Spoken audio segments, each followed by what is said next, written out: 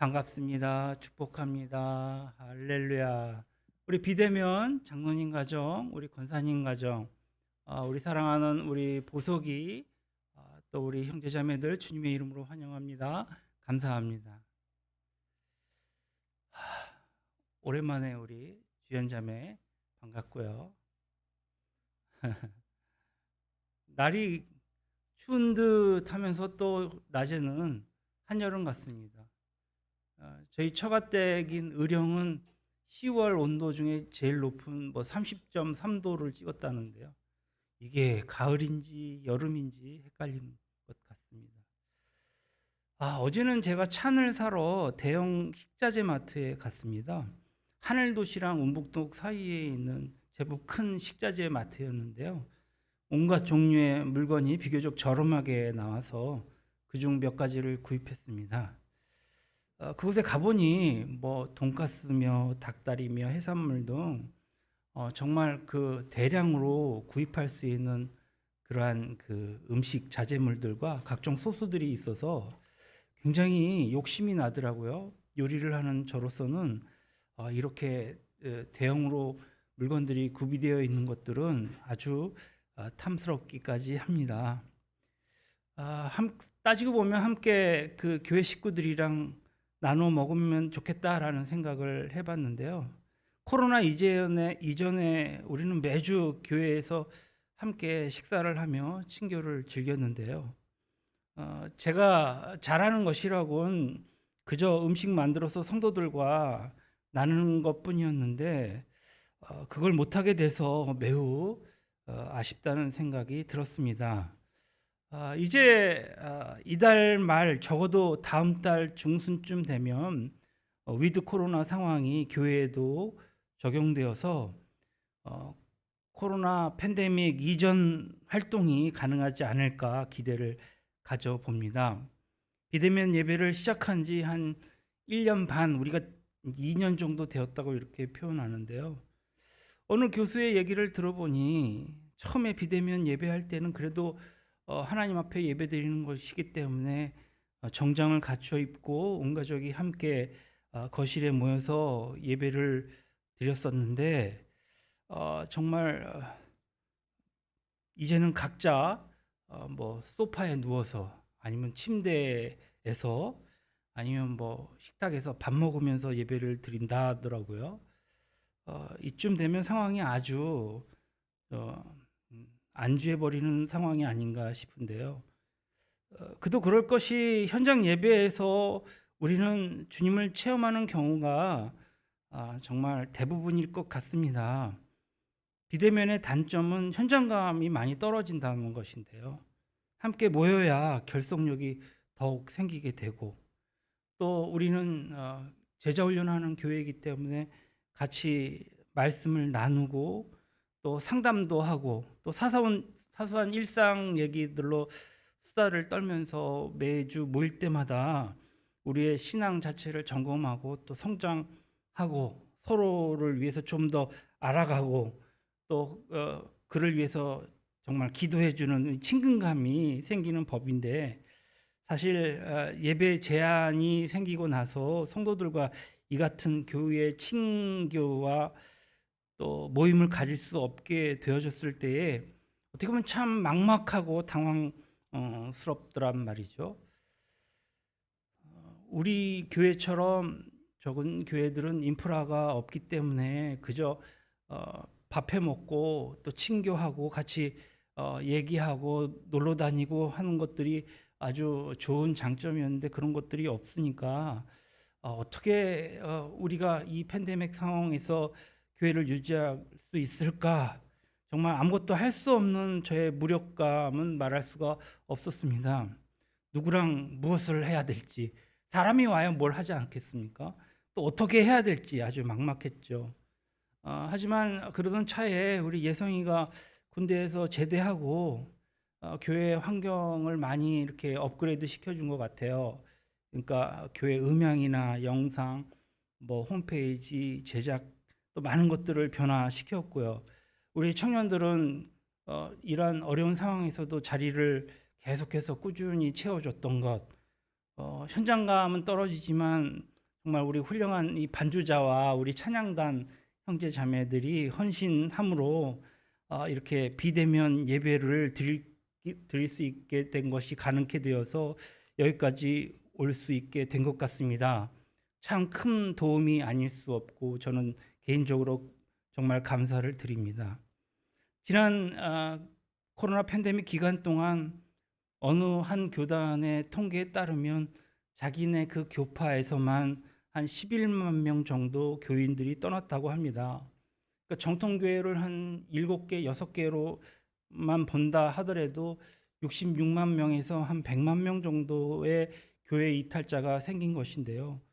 정말 수없이 많은 교회가 사라졌고 또한 사라지고 있습니다. 그럼에도 불구하고 우리 교회가 살아있다는 것, 유지되어지고 있다는 것은 분명 정말 하나님의 기적적인 은혜요, 또 아름다운 일이라 아니할 수 없습니다. 그래서 저는 틈만 나면 목사님들과 통화나 대화를 하면 비대면 예배는 어떻게 해야 하고 이런 상황은 어떻게 극복해야 되는지에 대해서 자주 말씀을 나누는데, 장비와 시스템은 어떻게 바꿔야 하고 또 어떻게 고쳐 나가야 되고, 정말 순수한 마음으로 노하우를 다른 교회와 나누고 싶어서 알려주면, 어떤 목사님들은 정말 그 후배 목사님들은 이러한 시스템에 대해서, 그러니까 큰 돈 들이지 않고 이렇게 예배를 드릴 수 있는 것에 대해서 아주 신기해하면서 자기들도 배워가고 자기 교회에 적용하는 목사님들을 보는가 하면, 어떤 분들은 얘기는 다 들으면서 그 방법도 좋은데 하시면서 아주 원론적이고 또 성경적이고 또 예전에는 내가 이렇게 했다라고 하면서 아직도 구태의연하게 생각하며 말하시는 분들, 오히려 저를 가르치려 하더란 말이죠. 정말 저도 개인적으로는 하나님의 일을 한 지 한 35년 차가 넘는 목사인데 자꾸 저에게 원칙을 가르치려 든단 말이에요. 무척이나 무례한 인사 언사겠죠. 이러면 정말 답이 없습니다. 고구마를 한 100개 정도 목구멍에 쑤셔놓은 듯한 답답함을 느끼게 되는데요. 35년을 사역하면서 정말 과거 기독교 문화는 분명 세상의 문화를 앞서갔습니다. 오히려 가르쳤죠.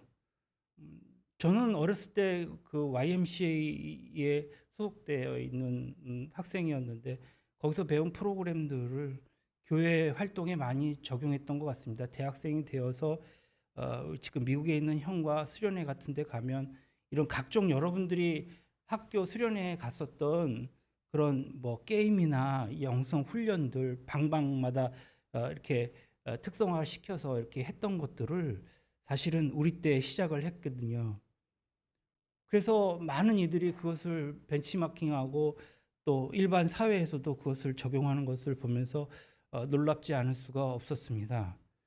그러나 이제는 더 이상 기독교가 실질적인 문화를 이끌어간다고 말할 수 없지 않겠습니까? 35년이라는 세월은 그리 짧은 시간이 아닙니다. 제가 매일 새벽을 깨우며 말씀하시는 주님을 찾았고 기도했습니다. 제 생각은 온통 그 교회와 성도 생각뿐입니다. 그런데 자주 염려가 됩니다.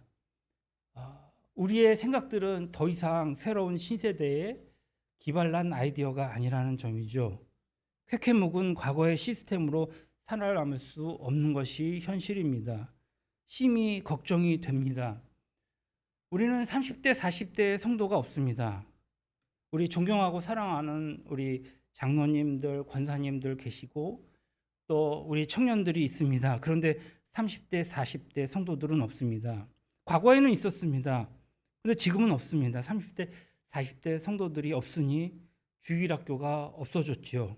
애들이 없으니까는요. 큰일입니다. 이 문제는 우리 교회만의 문제도 아닌 것 같습니다. 요즘은 뭐 자녀들도 낳지 않지만 결혼도 하지 않고 젊은 부모들이 교회를 이탈하니까 아이들이 믿는 것이라곤 불가능하겠죠. 믿음의 신앙은 대가 이어져야 하는데 대가 끊긴 것입니다. 믿음을 이어가야 하는데 끊겼다는 말이에요. 다음 세대가 어떻게 하나님을 알고 예수님을 믿으며 그 안에 참 사랑을 실천할 수 있겠습니까? 이제 기독교의 존재가 사라질 위기만 남은 것이라 할 수 있습니다. 오늘 본문의 말씀은 이스라엘 신세대의 문제는 하나님과 하나님이 행하신 일을 알지 못하는 것이었습니다. 쉽게 말해서 사사기의 대혼란은 믿음의 불계, 즉 믿음이 이어지지 않았다는 데 있습니다. 현재 유럽 및 이게 다시 내려가기 시작했군요. 현재 영국은 기독교가 초토화되었습니다. 교회마다 은행, 나이트클럽, 관광지로 변했습니다. 이제 더 이상 교회를 찾아보기는 쉽지 않습니다. 반면에 교회 교육, 기독교 교육을 중시 여겨서 기독교 계통의 학교를 세웠던 미국, 성경학교의 활성화를 일으켰던 미국은 아직도 그 교회들이 건재한 것을 보게 됩니다. 교회가 잘 모이면 그러면 하나님의 역사는 일어나는 것이죠. 다 모여서 하나님 앞에 예배드리면 그것이 가장 영광스러운 교회의 모습이 아닐까 생각해 봅니다. 그러나 이스라엘 백성은 교육에서 실패했습니다. 교육에 실패하면 민족의 미래가 증발하는 법이죠. 하나님을 모르고 그가 행하신 이적을 모른다는 것은 일종의 재앙과도 같습니다. 이런 암흑기에 하나님께서 친히 그분의 존재와 능력을 알리기 위해서 역사에 개입하십니다. 그 개입의 흔적이 바로 오늘 본문에 남겨놓은 열국인데요.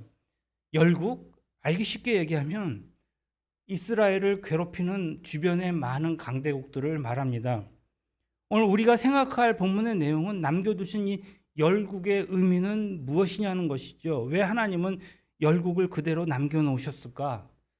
이스라엘로 하여금 전쟁 속에서 역사하신 하나님, 전쟁에 능하신 여호와 하나님을 알게 하기 위해서다라고 말하고 있습니다.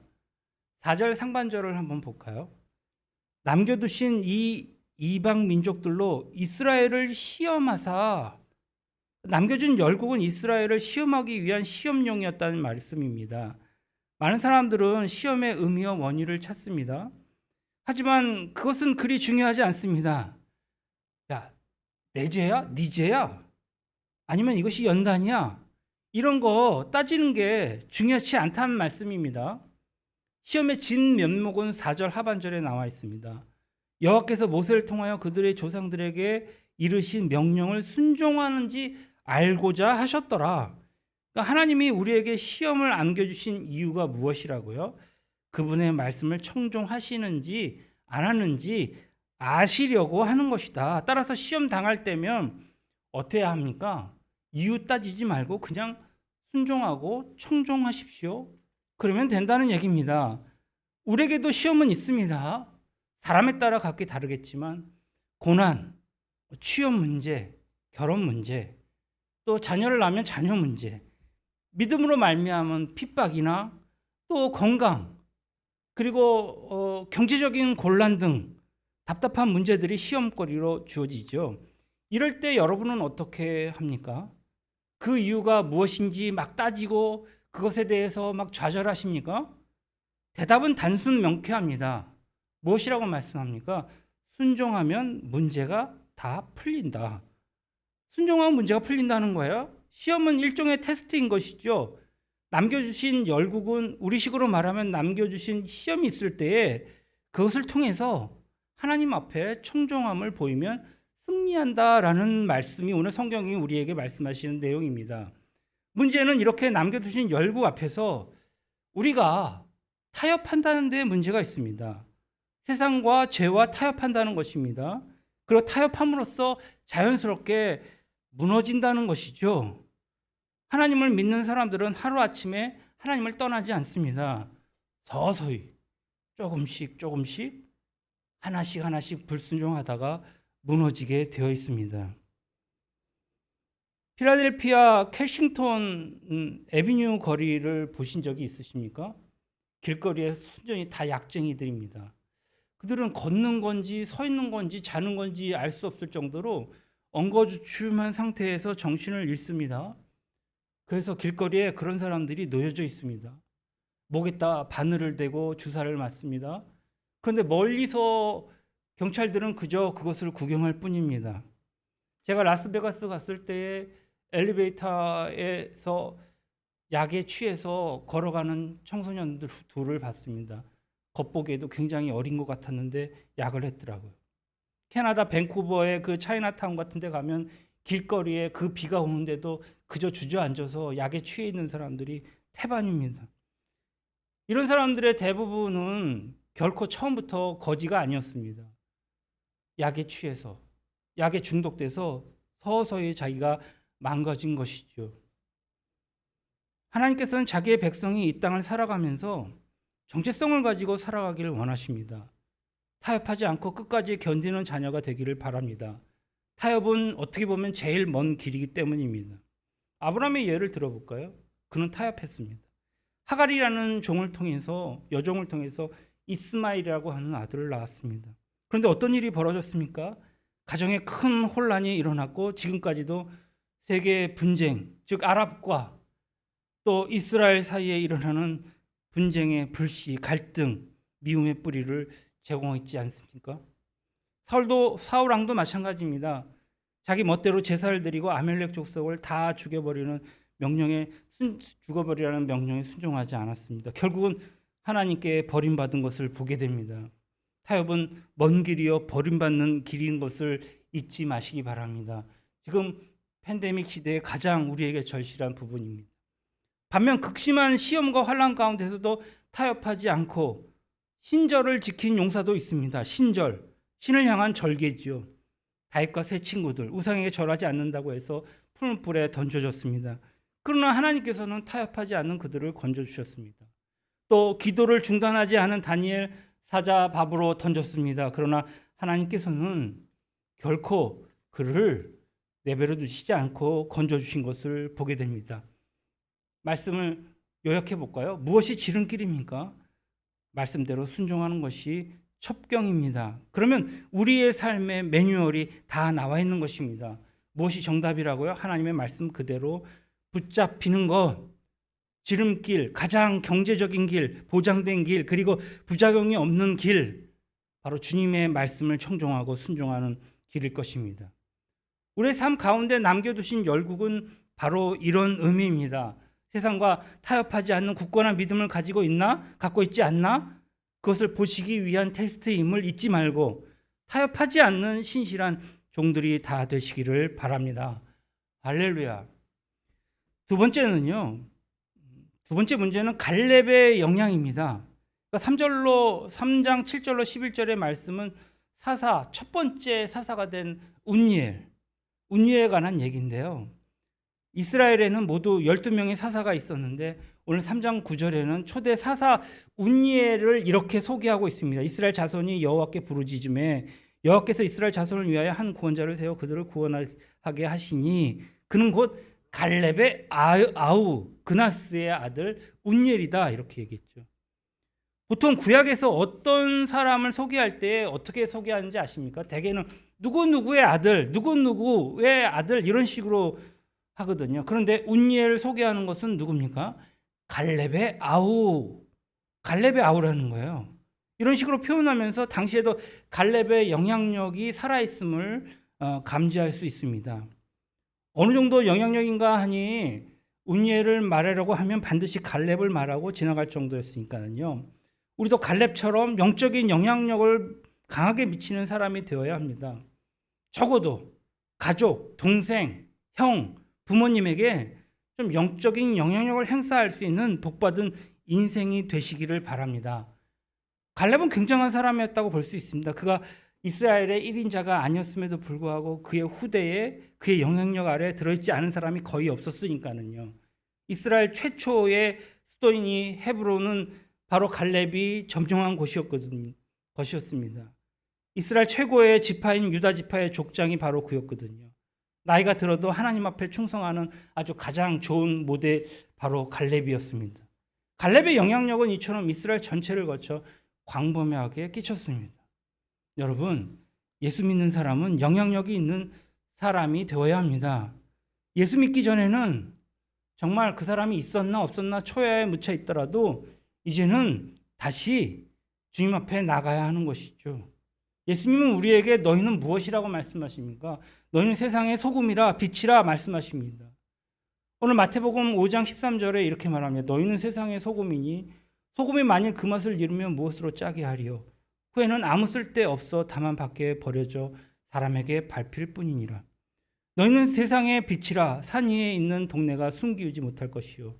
사람이 등불을 켜서 말 아래 두지 아니하고 등경 위에 두나니 이러므로 집안 모든 사람에게 비치니라.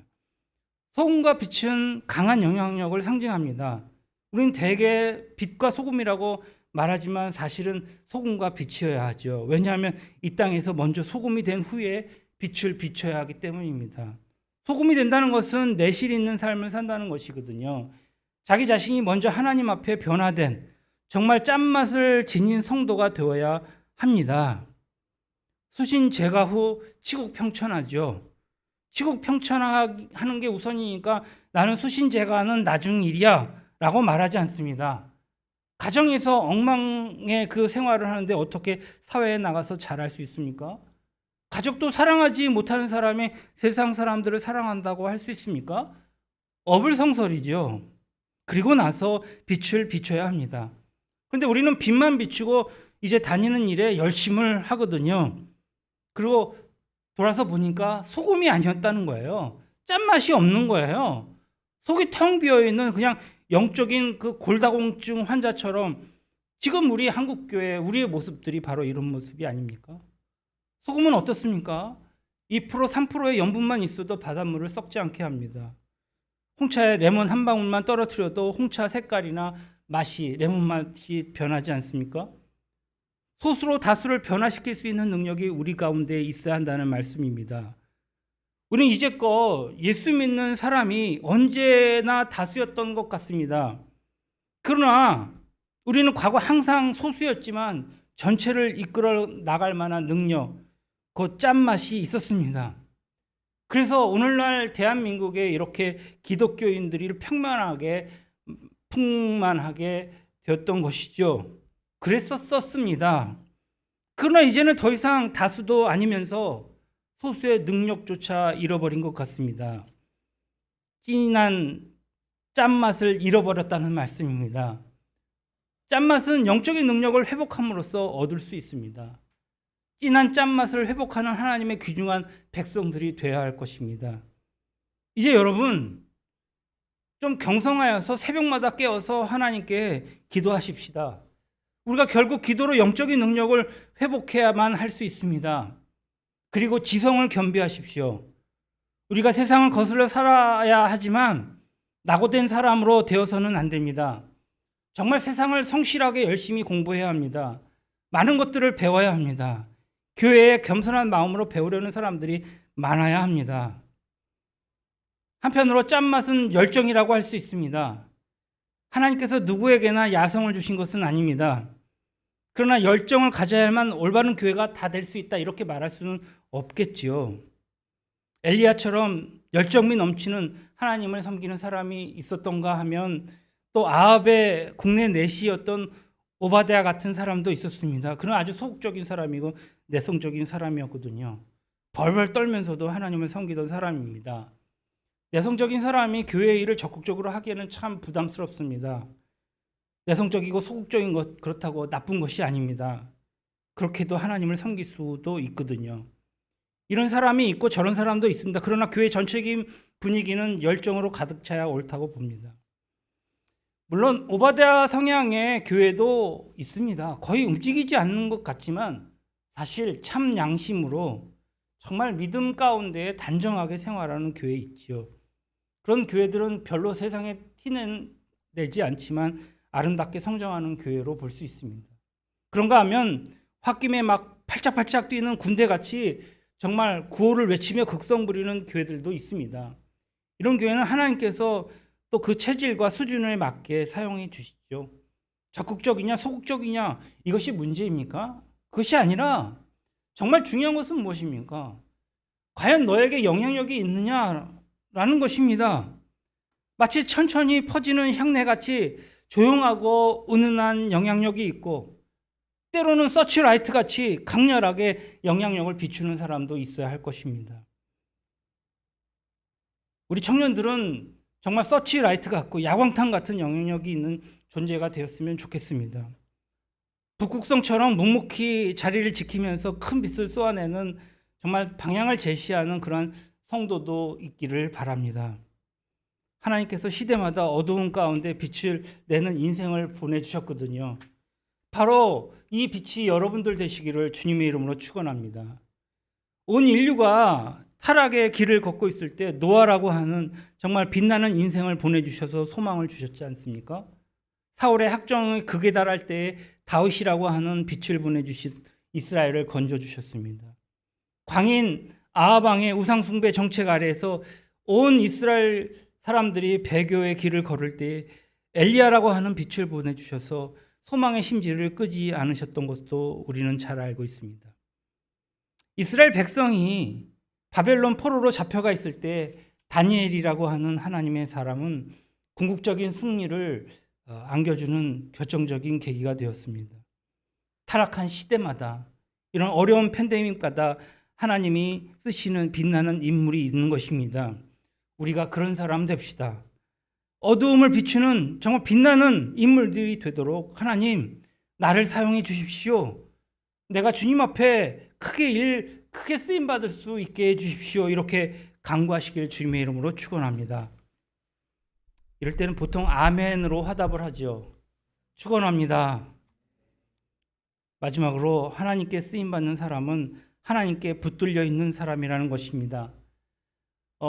사사기 1장 53절에 보면 운니엘이 용맹스러운 장수로 묘사되고 있는데, 당시에 길라세벨에 뿌리를 둔 아주 강력한 적대 세력이 있었는데 운니엘이 그를 물리치는 용장이었습니다. 그런데 사사기 기자는 운니엘이 위대한 사사가 된 이유를 아주 독특한 시작으로 찾아내는 것을 보게 됩니다. 그의 그됨은, 그의 용맹은 그의 특별한 재능에 있다고 말하지 않고 있거든요.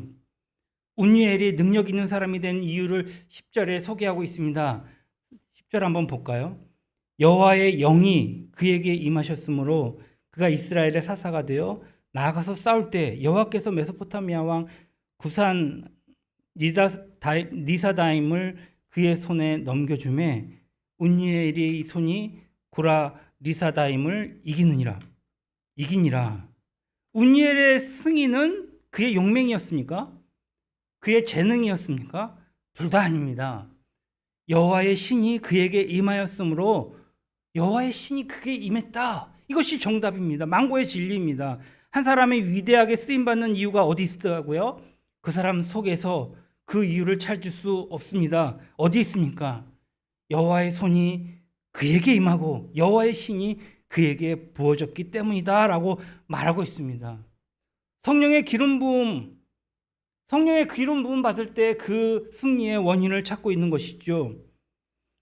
저와 여러분은 다 부족한 사람입니다. 그러나 성령의 기름 부음만 받으면 우리는 쓰임 받을 수 있습니다. 우리의 정도, 우리의 재능, 그런 거 상관없습니다.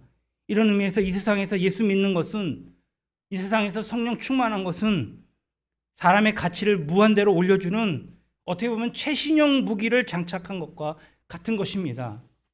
우리 한 사람 한 사람에게 성령 기름 부음 받음이 소수 무리가 세상을 뒤집어 엎는 것이죠. 에이, 내까지 게 뭐가 돼? 나는 안 돼. 이렇게 우리는 무기력함을 핑계댈 수 있습니다. 왜 성령 기름 부음만 있으면 일당천, 일당만이 될 수 있을까요? 우리 한 사람, 이 나라를 이길 수 있는, 한 나라를 이길 수 있는 그러한 한 사람, 이 코리아의 팬데믹 코리아, 이제 어려운 이 상황 가운데 우리의 삶을 힘겹게 살 수밖에 없는데, 우리는 성령 충만하지 않으면 정말 하나님의 기름 부음 없이 우리의 삶은 정말로 재미없습니다. 마치 갇혀진 감옥에 사는 것과 같을 것입니다. 누구나 하나님의 성령 기름 받은 그러한 일하는 종들이 되기를 주님의 이름으로 축원합니다. 방법은 간단합니다. 이른 아침에 눈을 뜨자마자 하나님, 저는 세상을 살아가는데 너무 힘듭니다. 저는 무기력한 자입니다. 그러나 하나님, 내가 주님 앞에 붙들린 바 되기를 원합니다. 주님, 저에게 성령의 기름을 부어주십시오. 제가 이 아침에, 이 하루에 과연 무엇을 해야 많은 사람들에게 도움이 되며 기쁨이 되며 하나님의 역사에 일익을 감당할 수 있겠습니까? 사람은 누구나 다 무엇에인가 붙잡혀 삽니다. 학생들은 공부에 붙들려 사는 것입니다. 어떤 사람은 밤낮 없이 돈에 붙들려 사는 사람들이 있습니다. 누구나 쾌락을 쫓아 질주하며 살아갑니다. 예외 없이 사람은 무엇인가 붙들려 살아가고 있는 것입니다. 예수 믿는 사람은 무엇에 붙들려 살아야 할 것입니까? 하나님께 붙들려 살아야 합니다. 하나님께 붙들려 살아야만 소망이 있는 것입니다. 하나님께 붙들려 있는 사람, 기도에 붙들려서 승전보를 간절히 소망하며 사는 사람에게 주님은 함께 하실 줄로 믿습니다. 오늘 하루도 치열하게 하루하루를 살아가기 원하오니 주여 내게 힘 되시옵소서. 하루의 시작을 기도로 시작하려면 정말 하루의 모든 계획을 새벽을 중심으로 맞춰야 하는 것이거든요. 그 전날부터 대책을 세워야 합니다.